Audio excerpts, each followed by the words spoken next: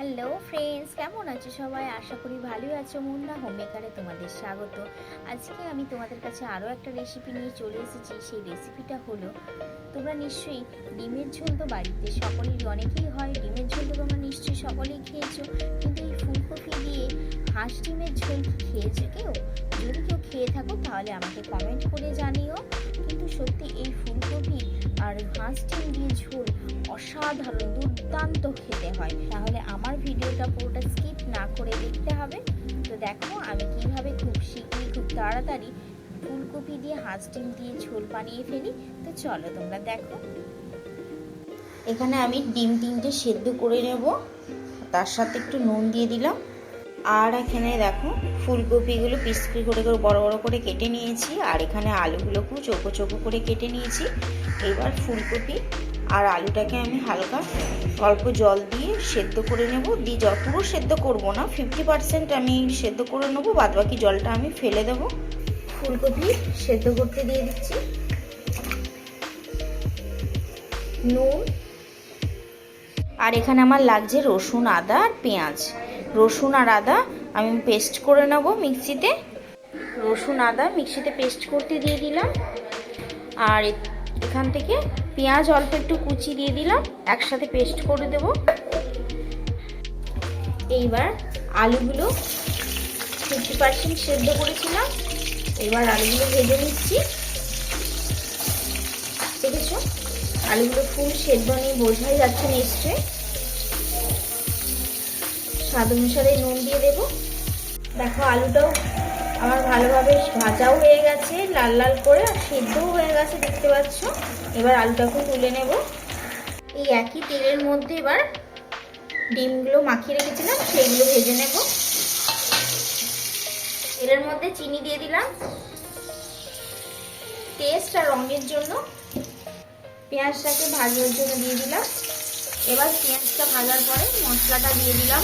রসুন আদা পেঁয়াজ মশলাটা পেস্ট করে রেখেছিলাম, ওটা দিয়ে দিলাম।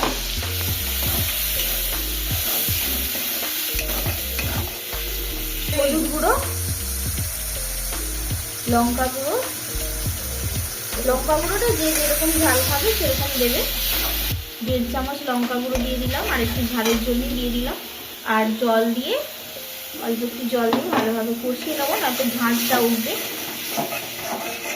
জিরে গুঁড়ো দিয়ে ভালোভাবে কষিয়ে নেব মশলাটা। দেখো তেলটা ছাড়ছে আস্তে আস্তে করে, সাইড দেখতে পাচ্ছ। মশলাটা ভালোভাবে কষা হয়ে গেছে তাও অনেকটাই। এইবার ভেজে রাখা সব সবজি ডিম আলুগুলো একসাথে দিয়ে দিলাম। এবার জল দিয়ে দিলাম।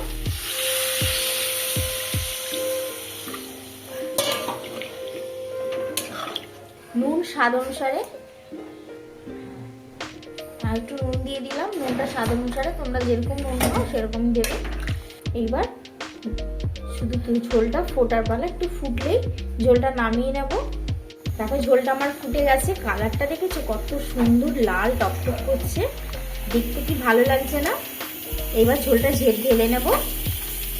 ঝোলটা ঢেলে নিয়েছি, দেখেছো ঝোলটা কমপ্লিট হয়ে গেছে, কত সুন্দর কালারটা লাগছে দেখেছো। দেখো দেখো খেতে বসে গেছি ফাইনালি। ফুলকপি ডিম দিয়ে আর ঝোল করেছে, কালারটা নিশ্চয়ই দেখেছো তোমরা। এবার খেয়ে দেখি কিরকম লাগে। কালারটা কি সুন্দর মা বানিয়েছো, ভীষণ গরম এখনো অবধি। ফুলকপি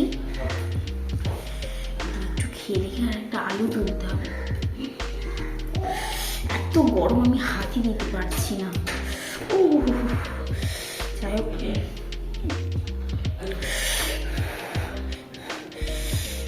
এটাতে খেয়ে দেখি।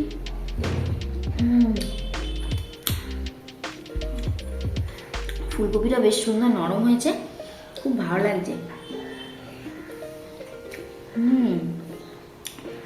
হাঁসের ডিম, হাঁসের ডিমটা দেখো কি সুন্দর লাল, হাঁসের ডিমটা আমাকে খুব ভালো লাগে, বেশি দেশি এমনি মুরগির ডিমের থেকে, পোলট্রি ডিমের থেকে হাঁসের ডিম দিয়ে ফুলকপি দিয়ে ঝোল দারুণ লাগে খেতে। তোমাদের কার কার হাঁসের ডিম আর মুরগির ডিম কার কার পছন্দ কমেন্ট করে জানিও।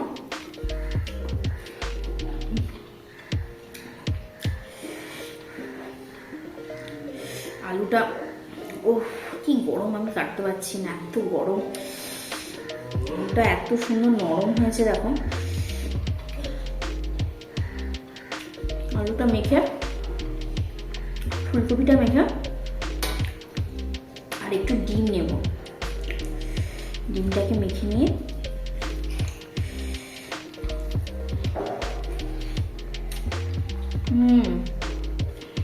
এটা দারুণ লাগছে খেতে। তো আমি খেতে থাকি। আজকে ভিডিওটা আমাকে এই পর্যন্ত শেষ করতে হবে আমাকে আজকে ভিডিওটা। তো যদি আরও নতুন নতুন ভিডিও পেতে চাও তাহলে মুন্না হোমমেকার চ্যানেলটা সাবস্ক্রাইব করে দিও। আর আজকের ভিডিওটা যদি ভালো লেগে থাকে তাহলে লাইক কমেন্ট শেয়ার করে দিও। আজকের মতো টাটা।